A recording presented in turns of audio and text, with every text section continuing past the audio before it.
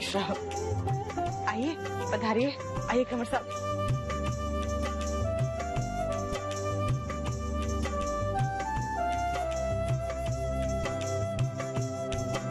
बहुत अच्छा किया बेटा जो तू कंवर साहब को भी साथ ले आया।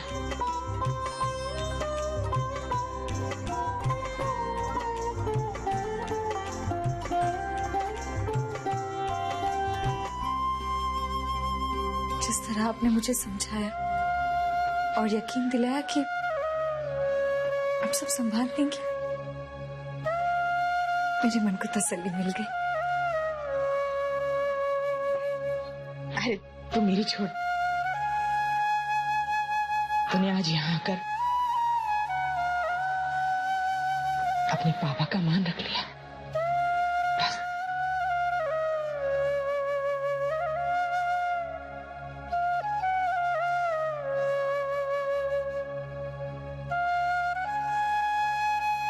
जीत रहे बेटा, दूधो नहाओ पूतो फड़ो।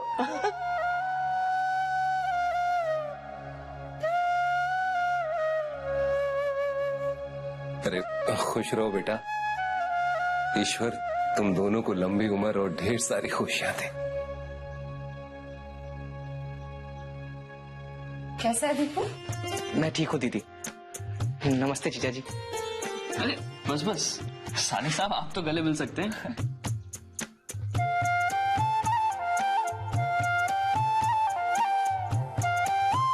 नमस्ते जीजा जी। नमस्ते भाई, हमारी साली साहिबा बहुत शांत है। मुझे आपसे एक शिकायत है, आप हमें कभी छेड़ती ही नहीं। उस दिन शादी में भी जूते इतनी आसानी से दे दिए थे आपने। नहीं, ऐसी बात नहीं है जीजा जी। आपसे इतना बड़ा वादा जो लिया है ज्योति दीदी का हमेशा ख्याल रखने का। भाई वो वादा तो अभी तक निभा रहा हूं मैं। क्यों जी, हमारी कोई शिकायत तो नहीं करी आपने साली साहिबा से?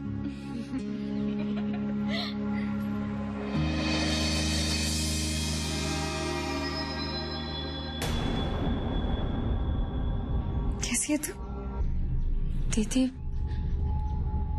मैं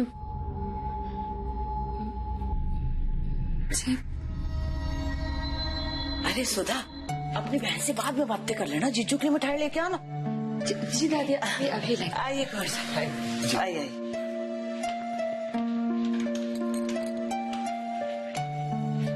ज्योति हमारे पास बैठना आके। जी एक बात मेरी समझ में नहीं आई, मिठाई तो खाने के बाद खाई जाती, आप लोगों के यहाँ रिवाज है क्या पग फेरों से पहले मिठाई खाने का? इसका जवाब मैं आपको देती हूँ कंवर साहब। हमारे यहाँ ये रिवाज है कि जब दामाद पहली बार घर आते हैं तो उनका मुंह मीठा कराया जाता है। पहली बार? भाई मैं तो कई बार आ चुका हूँ। बेटा आज पहली बार पधारे हो ना हमारे न्योता देने पे, ये बात है। अच्छा तो आज मेरी ऑफिशियल दावत है। भाई फिर तो मैं डबल मीठा खाऊंगा। मम्मी जी, हमारे स्वागत में आपने घर बहुत अच्छा सजाया है, और खास तौर से ये जो संदल की अगरबत्ती जलाई ना, ये मुझे बहुत पसंद है। ज्योति कुछ याद आ रहा है? बेटा तुम्हें सब कुछ अच्छा लगा ये जानकर हमें बेहद खुशी हुई। वैसे सब कुछ पद्मा की देखरेख में हुआ है।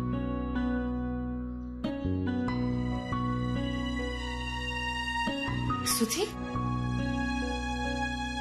तू कुछ कहने वाली थी मुझसे? क्या बात है, सब ठीक है ना? यही तो कि मैं ठीक हूँ बिल्कुल। आप मेरी चिंता मत कीजिएगा। अरे सुधा बेटा, अपनी बहन से बाद भी बात कर लेना ना। पहले जीजू का मुंह तो मीठा करा। अच्छा मिठाई दे।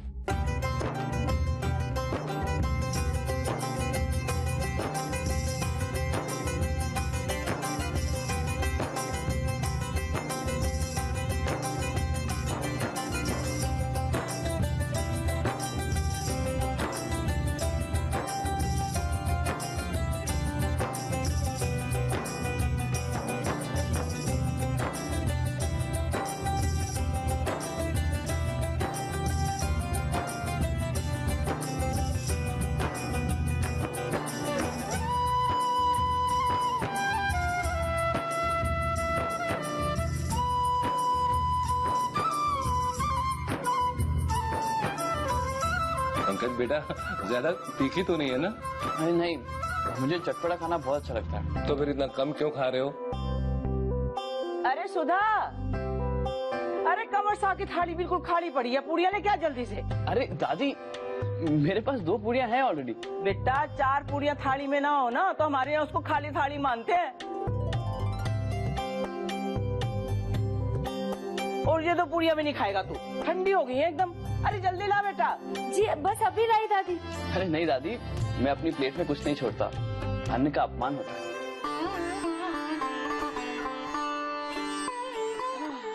देखो, अरे बेटा बड़े अच्छे संस्कार है थारे, लेकिन 4 पूड़ियाँ तो खानी पड़ेंगी। अरे सुधी पूड़ी लेके आ बेटा जल्दी से।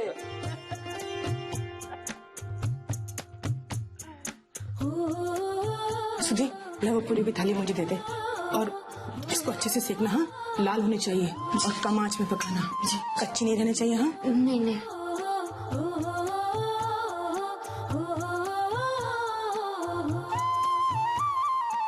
ये बात है ज्योति, ससुराल में जाके थारी खुराक बड़ी कम हो गई है। 2 पूड़ी और खा। नहीं नहीं। कहीं इस बात का डर तो नहीं है कि शादी के बाद मोटी हो जाऊंगी तो कामर साहब नाराज हो जाएंगे, बुरा मान जाएंगे? हमारी समझ में नहीं आती ये बात। ये आजकल की दुबला होने की बात है ना, हमारे पर लेना पड़ती। दादी इस बात से मैं आपके साथ सहमत हूँ। हमारी लॉन्गशिप भी कहती है कि शादी के बाद अगर लड़की मोटी ना हो तो चेहरे पे रौनक नहीं आती। अरे लोगों को देख के पता लगना चाहिए कि शादी हुई है भाई। खबरदारा, मैं मोटी नहीं होना चाहती। ओह, तो इतना स्वादिष्ट खाना छोड़ दोगी? खाना नहीं खाओगी? अरे ज्योति बेटा तू खा खा। लड़की तंदुरुस्त हो ना तो उसका बच्चा भी तंदुरुस्त और स्वस्थ होवे। अरे सुधी, ज्योति के लिए भी 4 पूड़ियाँ लेके आ जल्दी से।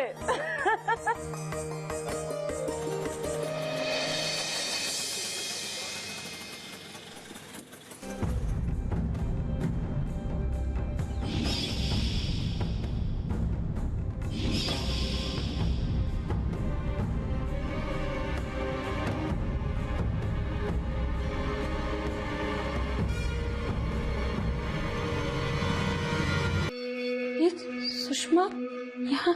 और तो पूड़ियाँ एक साथ दादी पूरी, माँ पूरी तो ना भी नहीं फेंको दादी, खाया ना जाए।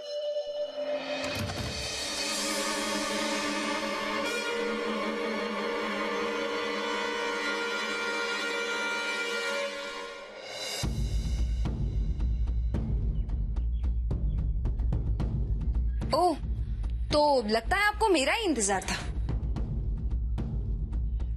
लेकिन इस घर में मेरा कौन इंतजार करेगा? सब मुझसे नफरत जो करते हैं। वैसे आप किसी और की राह देख रही थी? सुषमा, सुषमा तू जा यहाँ से। क्यों? क्या ये सिर्फ आपके बाप का घर है? भूलिए मत कि मैं भी इस घर की बेटी हूँ। नहीं, मैं तुझे अंदर नहीं जाने दूंगी। ऐसा क्या हो रहा है अंदर? पद्मा, वो दूधी का हलवा भी तो था ना? ओफो, मैं तो भूल ही गई जी। सुधा ने खास तौर से अपने जीजू के लिए बनाया है। मैं भी लेके आती हूँ। सुधी, अरे ये पूरी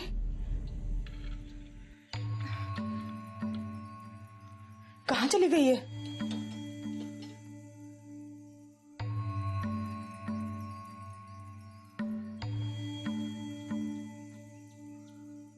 सुधी, हाथ छोड़िए मेरा, हाथ छोड़िए मेरा, वरना आप सोच भी नहीं सकती कि मैं क्या करूंगी।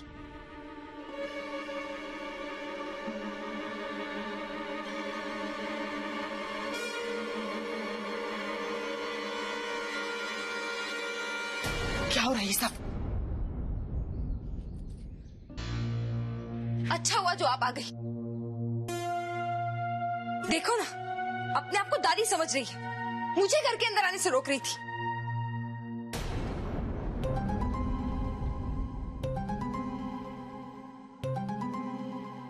क्यों आई है यहाँ?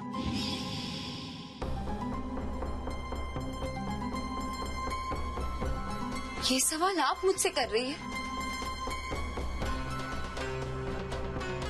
क्यों मैं आपसे मिलने अपने घर नहीं आ सकती? क्या अपने घर आने के लिए मुझे किसी की परमिशन लेनी होगी? मैं जो पूछ रही हूँ उसका जवाब दे। अभी तेरे आने का कारण क्या है? वो मुझे दीपू भैया से कुछ काम है। तू बाद में आना, कल आना। हाँ चल।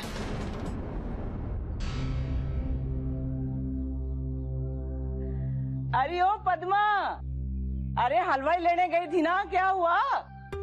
आज आप भी मुझसे ऐसी बातें कर रही है? क्यों मैं अपने भाई से नहीं मिल सकती? सुशी, मैंने तुझसे कहा ना, तू जा भी यहाँ से। वही तो मैं जानना चाहती हूँ कि क्यों मैं घर के अंदर नहीं आ सकती, क्यों अपने भाई से नहीं मिल सकती? धीरे धीरे बोल।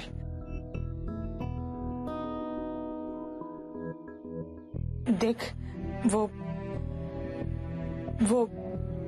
ज्योति और उसके पति आए हैं, तो सुधा ने भी तुझे इसलिए मना किया था।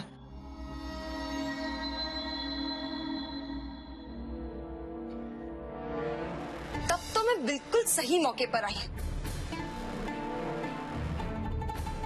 अपनी प्यारी दीदी को देखे तो जमाना हो गया। सिर्फ मैं भी तो देखूं कि कैसी दिख रही है वो शादी के बाद, वैसी है या बदल गई। इसी बहाने में जीजा जी को देख लूंगी और वो अपनी साली को। नहीं सुशी, तू अभी जा। इस वक्त तो तू जा। नहीं मम्मी, एक बार तो मैं अपनी शक्ल उन्हें दिखाकर ही रहूंगी, जिससे उनकी बीवी ने बर्बाद कर दिया है। बेटा,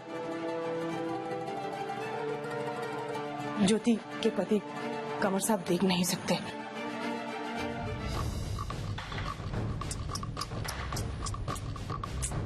बेचारे, तब तो उन्हें मुझसे जरूर मिलना चाहिए।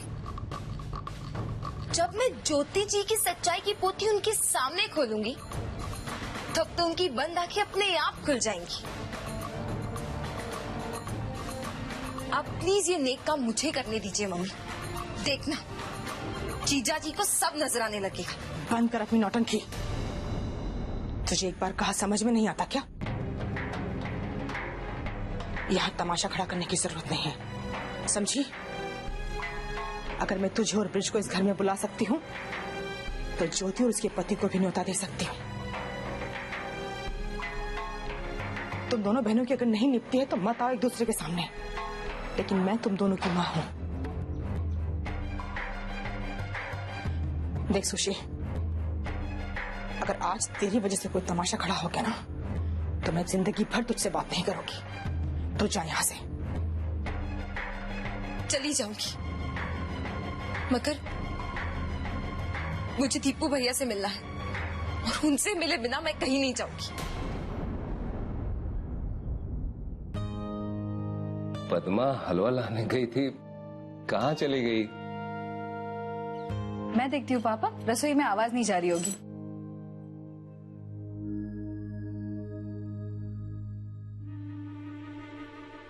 माँ,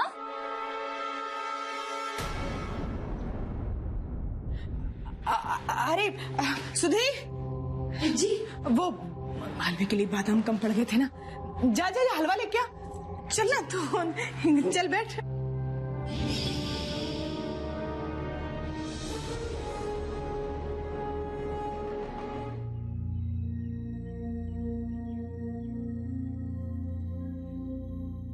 दीपू, वो तेरा कोई दोस्त आया है बाहर तुझसे मिलने। कौन? वो रोहन आया है, जाके मिल ले। अरे माँ, उसको बता देना चाहिए था कि घर पे मेहमान आए हुए, उसे कहो मैं बाद में मिलूंगा। अरे मैंने कहा था उससे, कोई जरूरी काम बता रहा था तो तो जाके मिल लेना एक बार उससे। बेटा तेरे दोस्त को मालूम होना चाहिए ना खाने का वक्त है। फोन कर देता कोई जरूरी काम था तो। अब आ ही गया है तो जा मिल ले उससे। हाँ हाँ, हो सकता है कोई जरूरी काम हो, जाओ। हाँ वही तो मैं कह रही हूँ, जा। जी मैं जाता हूँ।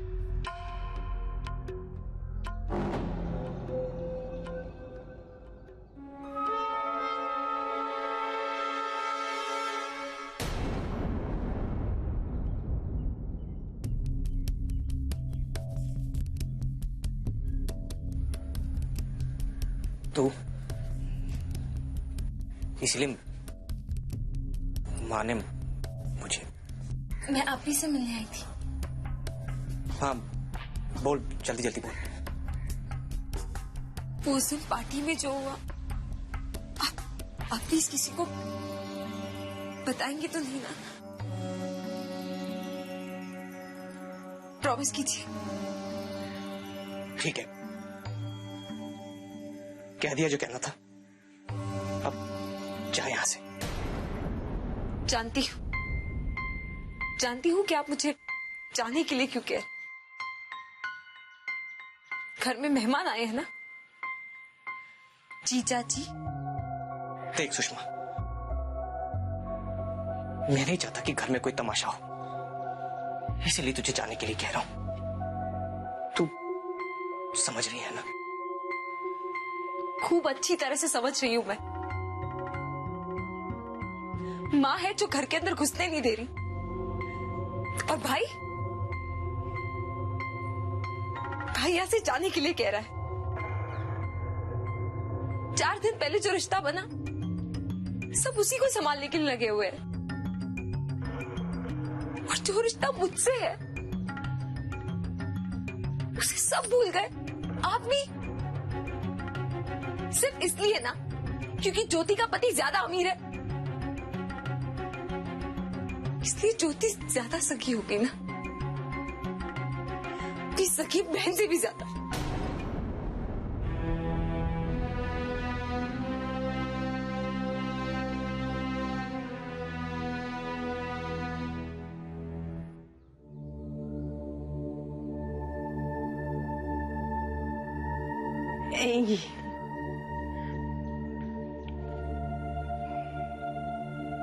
लो ना बेटा, शुरू करो। क्या हुआ दीपू? सब ठीक है ना? तेरा चेहरा क्यों उतरा हुआ है? कुछ नहीं दीदी, सब कुछ ठीक तो है। वो क्या है कि दोस्त की एक पर्सनल प्रॉब्लम थी।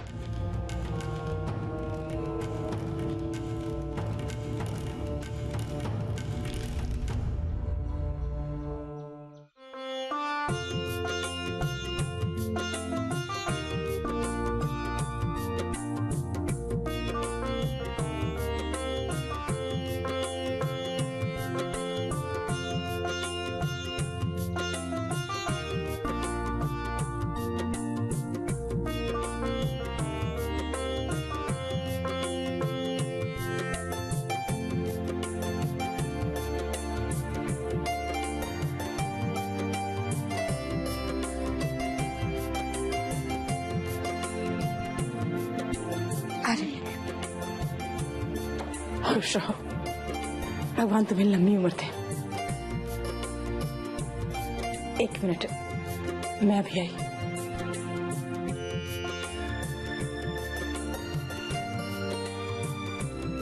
जीते रहो, राम जी तुम दोनों की जोड़ी बनाए रखे। खुश रहो बेटा। पापा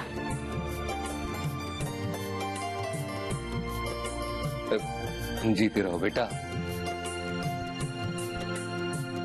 माफ करना बेटा, मेरे पास तुम्हें देने के लिए सिवाय आशीर्वाद और दुआओं के कुछ भी नहीं। और ज्योति ने आने से पहले हमें मना किया था कि तुम दोनों के लिए हम कोई भी गिफ्ट न लाएं, तो इसलिए माफ कीजिएगा,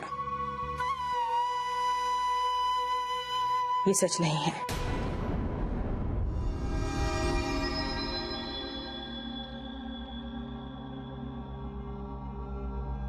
हमारे पास ज्योति को देने के लिए एक ऐसा तोहफा है जो बाजार में खरीदे हुए किसी भी तोहफे से कीमती और अनमोल है। ये तेरी माँ की साड़ी है।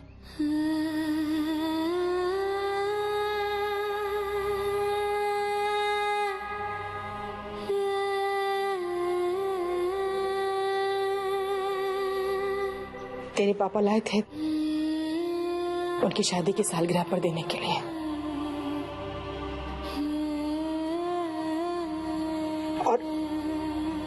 और ये शॉल तेरी माँ ने खरीदा था तेरे पापा को देने के लिए।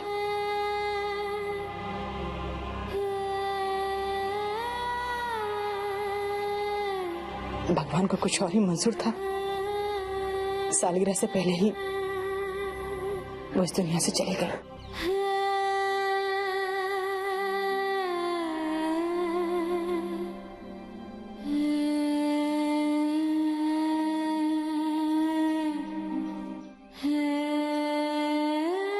बेटा, दीदी तेरे लिए ही छोड़ के गई थी शायद ये।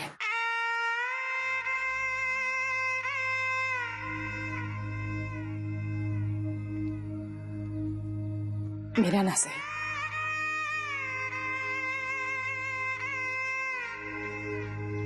अपनी माँ का आशीर्वाद समझ के इसे रख ले।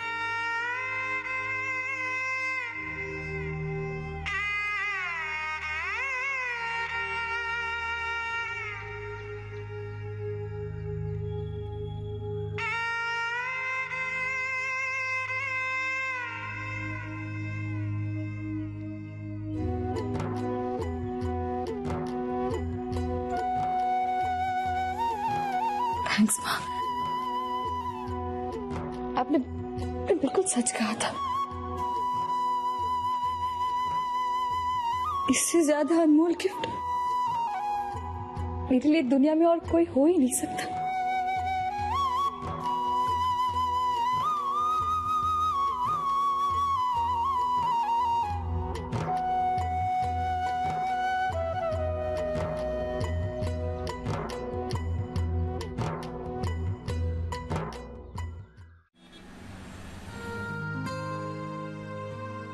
ज्योति,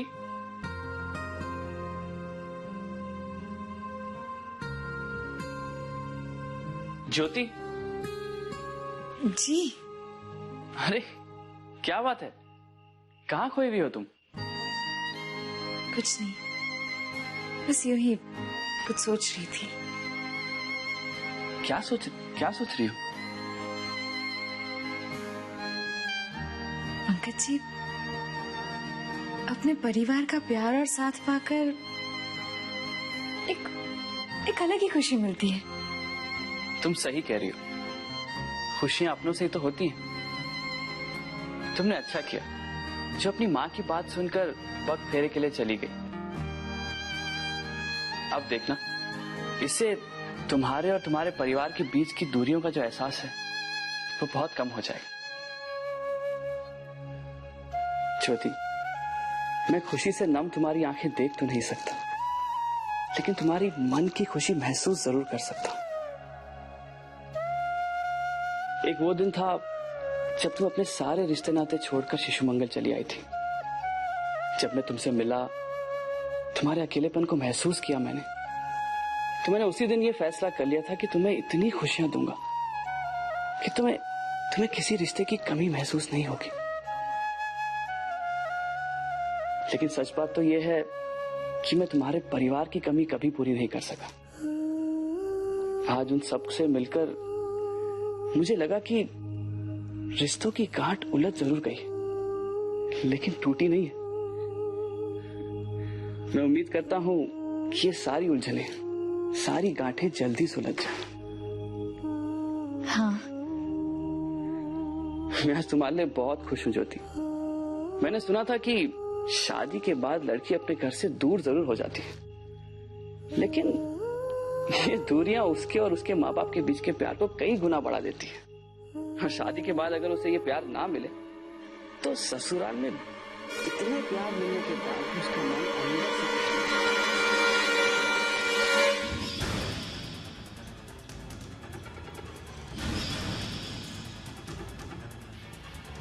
अरे कहाँ खो गई है मैडम? आप मेरी बात सुन रही है ना?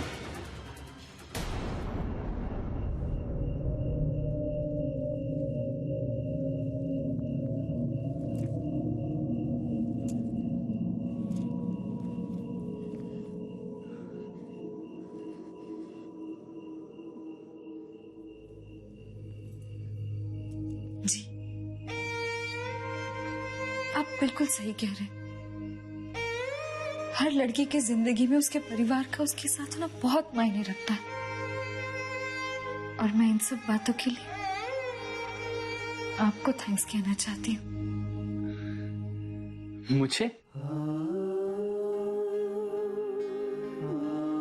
आपने मेरे मन में झांककर मेरे परिवार के प्रति मेरे प्यार को समझा, मुझे अपनी जिंदगी की सबसे बड़ी कमी से वाकिफ कराया, वरना ये उलझे हुए रिश्ते कभी सुलझ नहीं पाते।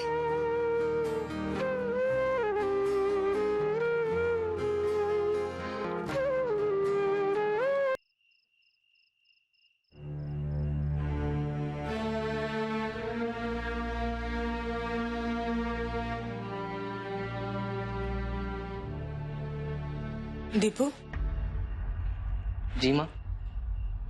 बेटा सुषमा तुझसे क्या बात करने आई थी? कुछ नहीं माँ, बस ऐसे ही वही पुरानी बातें। अपने हालात के लिए ज्योति दीदी को दोष दे रही थी,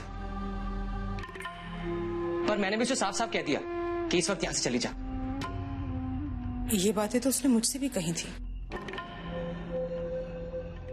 फिर तुझसे मिलने की जिद क्यों कर रही थी वो?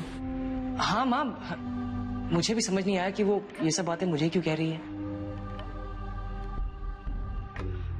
हो सकता है कि आपने उससे ठीक से बात ना की हो, आपने उसे जाने के लिए कह दिया हो। ज्योति दीदी भी तो वहां थी ना, इसलिए शायद उसने मुझे बुलाया। आपकी भी शिकायत कर रही थी। ये लड़की भी ना, समझ में नहीं आता कि इसके साथ क्या करें। अरे जो बीत गया उसे बार बार दोहराने से क्या मतलब है? छोड़ इन बातों को। रात बहुत हो गई, तो सो जा, सुबह तुझे काम पे जाना है। हाँ जी माँ, सो जा। सो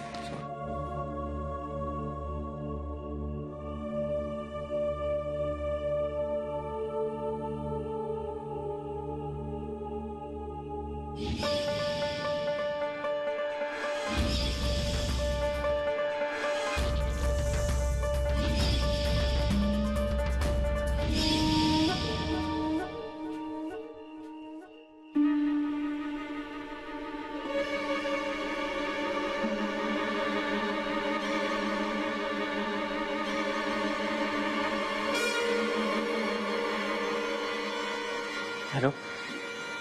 हाँ जी।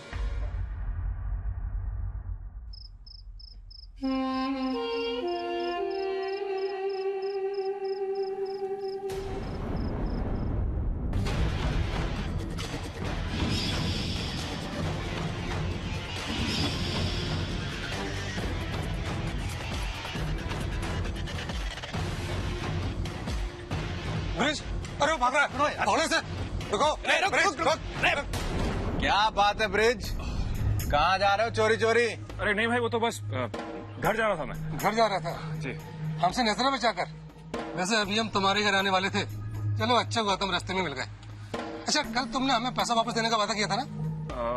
भाई अभी तो पैसा नहीं है, लेकिन 2-4 दिन में आ जाएगा। जैसे आएगा को वापस कर दूंगा पक्का। अच्छा, पैसे नहीं तेरे पास? ये क्या? अच्छा बेटा, दारू पीने के लिए पैसा है तेरे पास और वापस करने के लिए नहीं है? उधार के पैसे से नशा कर रहे हो? भाईजान ये ऐसे पैसे नहीं देने वाला, इसे तो मैं।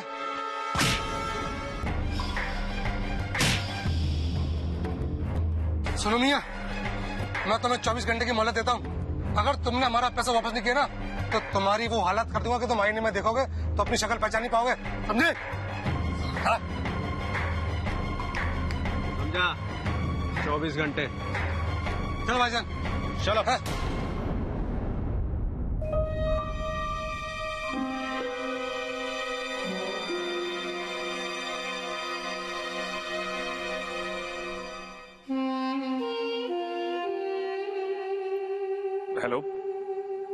ठक्कर साहब,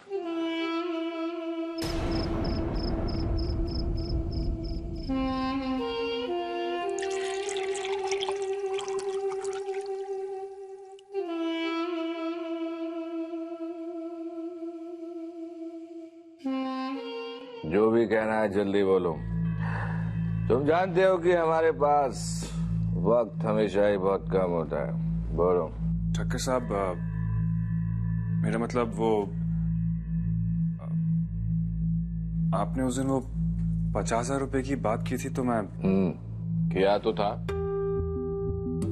पर वो कहाँ है जिसके लिए वो कीमत तय हुई थी? वो आ जाएगी सर। ठीक है, जब वो आ जाएगी तो आपके पास पैसे भी आ जाएंगे। अब तुम जा सकते हो। सर एक्चुअली वो मैं कहने आया था कि थोड़ा वक्त चाहिए था। मैं उससे बात कर रहा हूँ सर, वो मान जाएगी पर अच्छा अच्छा, पहले लड़की दिखाओ, इंटरेस्ट पैदा करो, और जब इंटरेस्ट पैदा हो जाए तो मनचाहा फायदा उठाओ, है ना? नहीं सर, ऐसी कोई बात नहीं, आप गलत समझ रहे। मैं तो बस ये कहने आया था कि सर कुछ एडवांस मिल सकता है? एडवांस? पहले जो 5,000 रुपए दिए थे उसका क्या हुआ? देखो, पहले काम करो, उसके बाद दाम लो। कुछ समझ में आया? अब तुम जाओ, जाओ। सुना नहीं तुम? जाओ।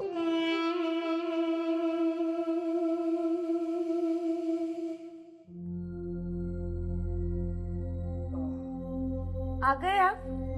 खाना बस।